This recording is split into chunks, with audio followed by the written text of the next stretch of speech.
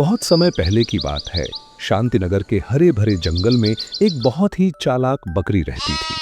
वह पहाड़ी के नीचे एक छोटे से गड्ढे में अपना बसेरा बनाए हुए थी। इस घने जंगल में एक ऊंट भी रहता था जो सरल स्वभाव और कोमल दिल वाला था। हैरानी की बात यह थी कि इन दोनों में गहरी दोस्ती थी। हर रोज वे दोनों दोस्त नदी के किनारे बैठते, घंटों तक बातें करते, सुख दुख बांटते और अपने दिन की कहानियां सुनाते। वक्त उनके साथ कब बीत जाता किसी को पता ही नहीं चलता। एक दिन बकरी हमेशा की तरह अपने घर से निकली और नदी की ओर चल पड़ी। वहां पहुंचकर उसने देखा कि ऊंट पहले से ही उसका इंतजार कर रहा है। वह मुस्कुराई, खुशी से मिली और उदासी से कहा कि अकेले मन नहीं लग रहा था, इसलिए जल्दी निकल पड़ी। ऊंट ने मुस्कुराकर कहा कि वह भी यही सोच रहा था कि शायद आज वह पहले आ गया। इस तरह बातों बातों में उनका समय बीतने लगा। बकरी की फितरत में चालाकी और मक्कारी थी, जबकि ऊंट एक सीधा सादा और ईमानदार जानवर था। कुछ दिन बाद की बात है, जब बकरी घर से निकलने ही वाली थी कि एक कबूतर आ गया। उसने बताया कि नदी के पार खेतों में लगे तरबूज पक चुके हैं। यह सुनकर बकरी की आंखों में चमक आ गई और मुंह में पानी भर आया। मगर मुश्किल यह थी कि नदी पार करने का कोई रास्ता नहीं था। न तो उसे तैरना आता था और न ही नदी पार करना आसान था। वह देर तक तरकीबें सोचती रही। फिर उसे अपने दोस्त ऊंट की याद आई।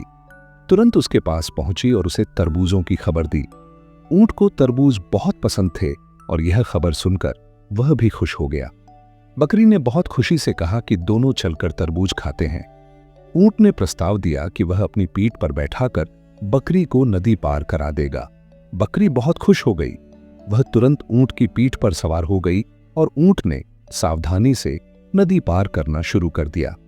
सफर के दौरान बकरी ने खुशी से कहा कि कितना मजा आ रहा है, लेकिन पानी से डर लगता है, इसलिए ऊंट उसे थोड़ा और ऊपर उठा ले। ऊंट ने कहा कि चिंता मत करो, वह उसे गिरने नहीं देगा। कुछ देर बाद वे दोनों खेत में पहुंच गए। वहां सच में लाल लाल रसीले तरबूज उनका इंतजार कर रहे थे। दोनों ने जी भर के तरबूज खाए।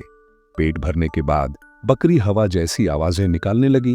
ऊंट ने डरकर उसे रोका और कहा कि अभी उसका पेट नहीं भरा है, थोड़ा और खाने दो। लेकिन बकरी ने कहा कि जब उसका पेट भर जाता है तो वह आवाजें निकाले बिना नहीं रह सकती।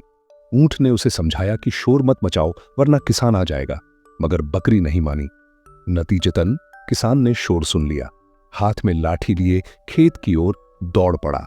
बकरी तुरंत झाड़ियों के पीछे छिप गई, मगर ऊंट जो बड़ा और भारी जानवर था छिप नहीं सका। किसान ने ऊंट को देखा और गुस्से में आकर लाठी से जमकर पिटाई की।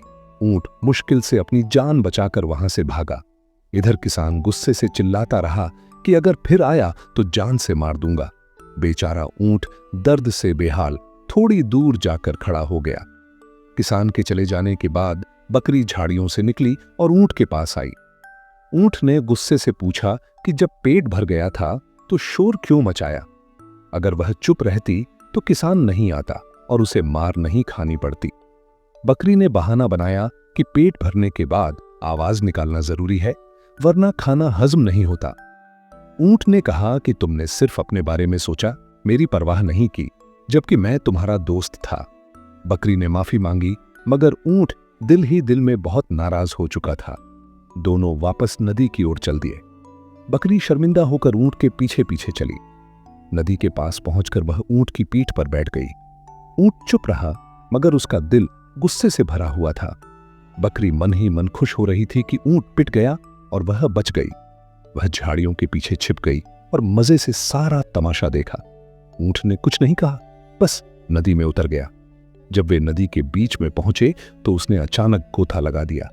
बकरी चिल्लाई कि वह डूब जाएगी, उसे डर लग रहा है और वह तैर नहीं सकती। ऊंट ने तंजिया अंदाज में कहा कि उसे तो अब गोता लगाने की इच्छा हो रही है। वह तरबूज खाने के बाद गोता लगाए बिना खाना हजम नहीं कर सकता। बकरी ने गिड़गिड़ाकर कहा कि दोस्ती का वास्ता है, पहले किनारे तक पहुंचा दो। लेकिन ऊंट ने जवाब दिया कि जब तुमने दोस्ती का ख्याल नहीं किया तो अब मैं क्यों करूं? अब रुकना मेरे बस में नहीं। फिर ऊंट ने बार बार गोते लगाना शुरू किया। बकरी तड़पती रही, चिल्लाती रही। आखिरकार वह पानी में बह गई। ऊंट नदी से निकल आया और धीरे धीरे अपने घर की ओर चल पड़ा। आज उसने बकरी को उसके किए की सजा दे दी थी। तो बच्चों, इस कहानी से हमें यह सबक मिलता है, अगर आप दूसरों के साथ बुरा करेंगे तो अंजाम भी बुरा ही होगा। जैसा करोगे वैसा भरोगे।